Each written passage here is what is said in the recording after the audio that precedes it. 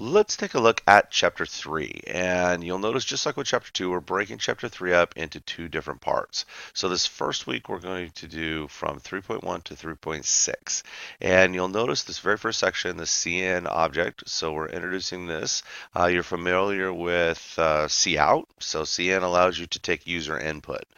You'll notice most of the links this week in the PowerPoint will point to REPL, and that's because remember the visualizer, I know I mentioned in previous videos, the visualizer has a limitation where you can't use inputs, you can't take user inputs from a program that's executing. So we use REPL this week, which is totally fine. We have the cloud save in there, and it seems like so far everyone really likes that. And I know in the past that's been a big hit, very powerful tool, and the free cloud save and all that's great. So anyway, so that's the main introduction here is the CN object, and there's all sorts of other stuff that we'll be doing. All right, so just down in the video link section, just starting right out, these three videos are from our author. So you notice I've stepped it back a bit, so not you know dozens of videos. So you'll see I kind of dialed it back. So I feel by this point kind of gotten the hang of it a little bit. So we'll focus on just certain videos. Okay, so the reading input with CN, that's the very first video from our author. So definitely check that out.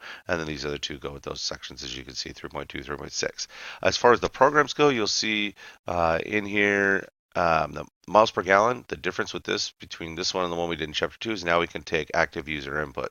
So as the program's executing, instead of being hard coded like last chapter, you can take user input and get all sorts of different results depending on what you put in there. All right. The cookie calorie one, make sure you take a look at the hint that's in there.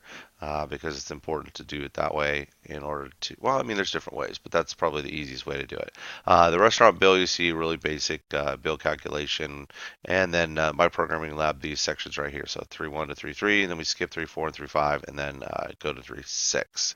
So that's basically it for the start of chapter 3. Let me know if you have any questions, but have fun.